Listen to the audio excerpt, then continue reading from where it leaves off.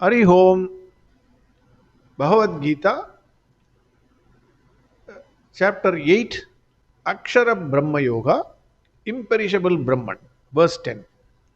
In the last verse, Bhagwan Krishna said, whoever meditates upon me as full knowledge, omniscient, as the most ancient, it is Purana, then as the ruler of the external and internal world, as supporter and nourisher of this world, subtler than the subtlest, my form as inconceivable, achintya rupa, as bright as a sun, his ignorance being completely removed, he merges with me. That is Param Purusha.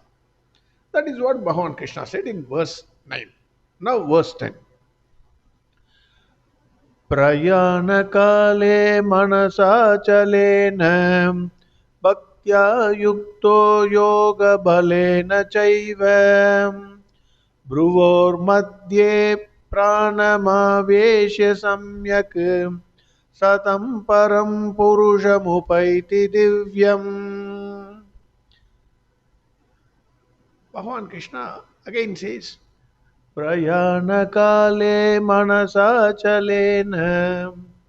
We have seen already Prayana kale. That is, the moment we are born, our Prayana kale has started. We are always, everybody is moving towards death only. Nobody knows who will get down first and at which station. That is the beauty. We are all moving. Hence, Prayana Kale means, according to me, it is always at all times. However, for some at least we will be able to reasonably guess after the doctor indicates, sir, you can inform all your relatives. So his days are numbered. Like that. Some people it is definitely the doctor will be able to say. But he can't say precisely when, but he will indicate few more days.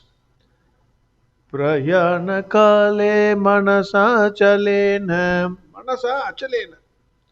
Bhagavan already said the nature of mind is sanchalam. Always jumping from one thought to another. At a time, minimum hundreds of thoughts will cloud the mind. You will be thinking on something, it will go to something else. If you will be thinking on something else, it will go to something else. Moving from one place. So, keeping the mind steady, it is not an easy job. You can do any other thing. But keeping the mind is steady, impossible, extremely difficult. Bhagavan says, before departure from this world, mind will be clouded with hundreds of thoughts, especially if you have money, houses, and jewelry. Then the problem is manifold. So Bhagavan Krishna says, keep the mind steady. Never worry about anything. That is what Bhagavan is saying. Manasa achalena. Then he says, bhaktya yukto. So mind can never remain blank. It has to hold on to something always. Otherwise, it will stay among the various thoughts. If something has to be given to it to hold on, you give it the thought of Bhagavan Krishna. Bhaktya yukto. Complete devotion to Bhagavan Krishna. That will take care of all the other thoughts that is coming to disturb the mind. It will be cleaned. So Bhaktya yukto. You attach your mind with complete devotion to Bhagavan Krishna. Then he says, Yoga balena chaiva. That is, holding on to the thought of Bhagavan Krishna is almost next to impossible. That is why Bhagavan already suggested Abhyasa Yoga. Practice. Always keep the thought of Bhagavan Krishna in your mind.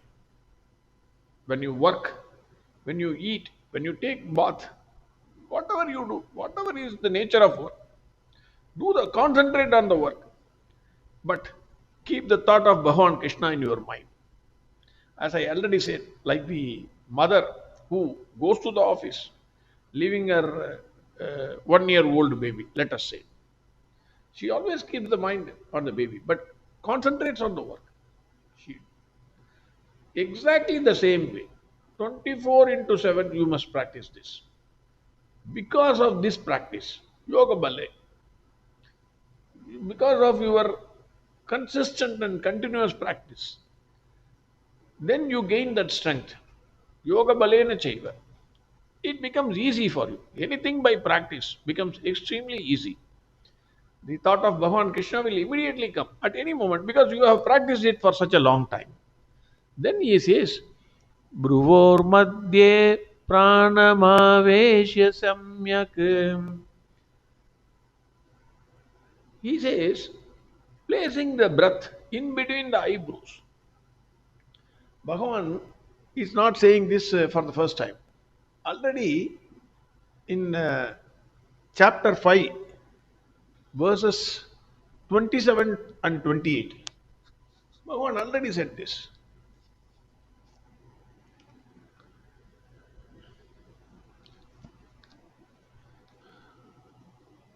Chapter 5, verses 27 and 28. स्पर्शान् कृत्वा बहिर्भाग्यान् चक्षुश्चैवान्तरे भ्रुवोः प्राणापानौ समौ कृत्वा नासाभ्यन्तरचारिणौ यदेन्द्रियमनो बुद्धिः मुनिर्मोक्षपरायणः विगदाच्चाभयक्रोधः यः सदा मुक्त एव सः. Bhagavan already said this. Hey Arjuna, shout out all your external contacts. Fix the gaze between the eyebrows. Make the inward and outward breath even. Control the senses, mind and buddhi. Cast away all the desires, fear and anger. You will be freed from the clutches of samsara. Already Bhagavan said this in chapter 5, verse 27 and 28. We are not going to give you again the same lecture. You have to refer that. Bhagavan is saying in this verse also to fix the gaze between the eyebrows and you have to breathe normally. Already we have seen that from your breath you can easily see the mood of your mind. That is why breath control is very important. When you get angry, watch your breath. It will be hot and very fast. Similarly, when let us say your neighbor's son is getting a good job, even though your son is an IITN, your neighbor's son has studied in a stupid engineering college, but he gets a good job in Microsoft, whereas your son is working for Lakshmi Engineering, some small company. Then the breath comes out of your mouth. I mean, it generally comes out of your mouth only. Like that. It indicates you are terribly upset. Make the breath even. Whatever happens, neither high nor low. Always the same. So that is very important. That is what Bhagavan is saying here also. Then he says, then you can reach Param Purusham Divyam. In this way, you can reach the effulgent Brahman. That is what Bhagwan Krishna is saying. This is the direct meaning of this verse. But Swami Chinmayananda's view on this is very different. He says, this verse should not be understood literally. According to him, this sloka is describing single pointed meditation on the Brahman. For a person, for a human being, there are two types of deaths. One is natural death, another is death of the ego. After the death of the ego, the person will become completely different from what he was. When ego was there, suppose let us assume you are a powerful government officer, army officer, let us assume, chief of army. Then the way you speak, who is that? What nonsense you are doing? Whatever you speak, because it comes naturally for you. Ego is so much. Maybe that is required for that post. I am not saying, I am not criticizing. But the ego, wherever you go, you are respected. Uh, you may come to the level of saying, who is God? That, no, no, no, no. Work only is important. God is unimportant. I have seen. Who is that fellow? He thinks too much of himself. You will say about the other person, whereas your ego is at your peak. You will say, who is that fellow? He thinks too much of himself. I will show his place. Something like that, that fellow will say. Maybe you have a lot of money also. But once Krishna takes out everything, your power goes, your money goes, gets attached by ED for some reason. Then you become so humble. You have to stand in the queue. If you really change, because of your mental change, if you really change, then your ego completely dies. You will be an extremely, completely different person from what you were. That is very important. He says here death means not the natural death of the body, but the death of the ego. Unless your ego dies, never think of Bhagwan Krishna. You cannot reach Bhagwan Krishna. That is very, very important. The moment you feel, I am a great fellow, you are gone. You are far away from Krishna. So, death here means, according to Swami Chinmayananda, it is death of ego.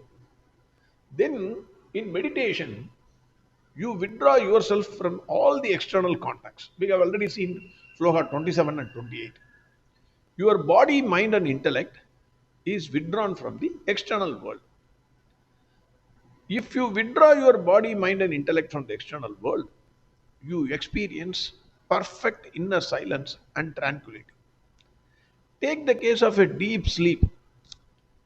When you sleep, deep sleep, not this thing, you will not even know anything. That is why you feel refreshed when you get up from the sleep. Completely refreshed. You enjoy that sleep. Nowadays, generally people go to sleep several times nowadays. Even 12 hours they go for sleep. Why? That time there is no body, mind, and intellect. Completely. What the difference between so can I say that sir I will go to sleep for 12 hours, 14 hours? No. In sleep you forget, but you are not in meditation. In meditation you are aware, but your mind, body, and intellect gets disconnected from the world. That is the important difference. And then the mind becomes steady and unmoving at that point in time. When the ego has died, when you are controlling your mind, the intellect from the external, disconnect your mind and intellect from the external world, your mind becomes steady. According to Swami Chinmayananda, bhakti is not devotion. He says it is completely wrong. Bhakti is love for the beloved. When love is directed towards the divine with the firm faith and all out belief, it is called bhakti. In love, the joys and sorrows of the beloved becomes the joys and sorrows of the lover. The lover becomes one with the beloved.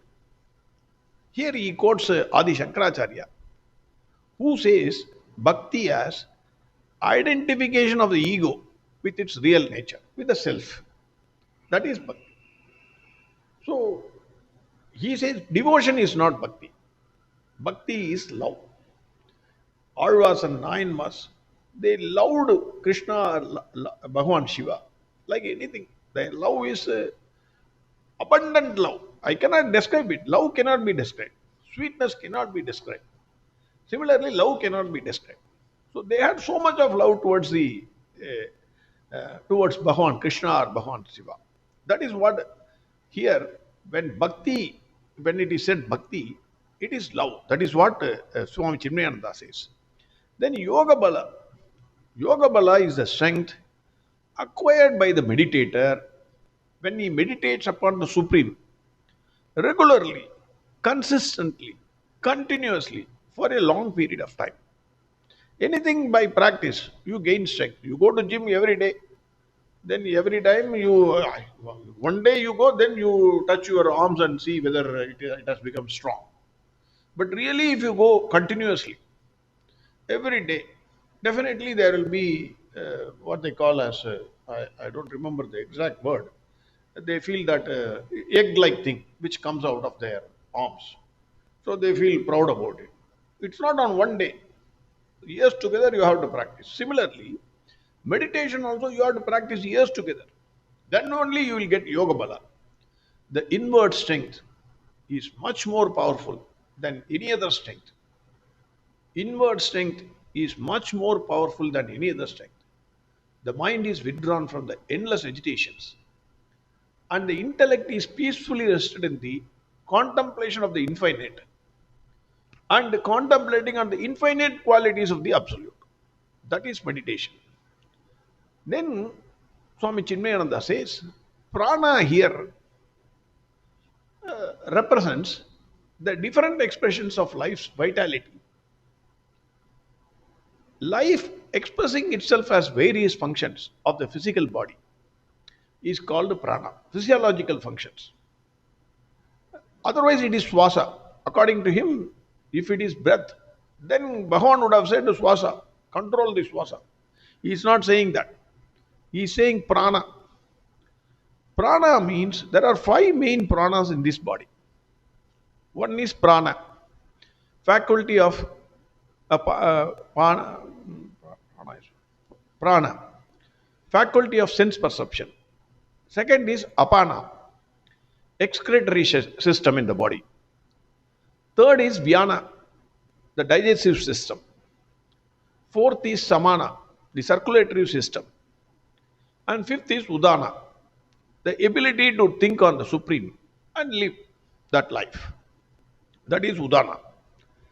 See, I'm not very sure about the Hindus, but in Brahmins, whenever the food is served, you are supposed to chant the Gayatri mantra and then take 5 times the food, a small quantity of food inside your mouth. Pranaya swaha, apanaya swaha, vyanaya swaha, samanaya swaha, udanaya swaha, sabrahmane swaha. This you have to say. I have also been saying this mechanically without understanding the wonderful concept behind this. You activate each part of your body. Prana is swaha. You are activating the organs of all the organs of perception. Then apana is swaha. Your excretory system, not only if it goes, if you don't go out for 2 days, you will be taken for a ride. You cannot work on anything. Meditation or your regular work. You can't do anything.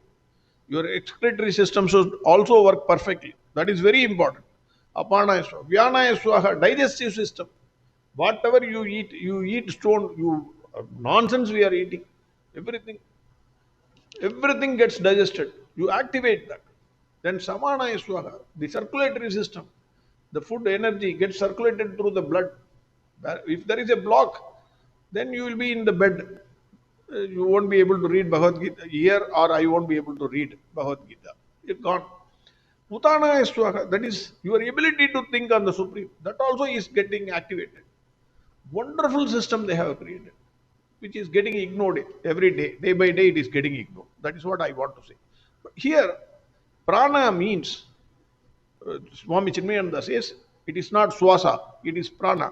The vitality of life which is getting expressed in your body. That is prana. Then he says, in deep meditation, when the individual whose mind is calm and utterly silent, tranquility, complete silence is there, he identifies himself with the self. That is, he immediately connects with the self or Bhagwan Krishna, whatever way you call. He reaches to that supreme, resplendent Purusha. This is the inner meaning of this verse. He says, death is not natural death. And all the things he said, you keep in between the eyebrows by taking a breath in and breath out. All these things, they are not literally to be interpreted. It has to be interpreted in a meaningful manner. That is what he says. So, we have seen both the literal meaning and also the inner meaning given by Swami Chinmayananda. Verse 10 again.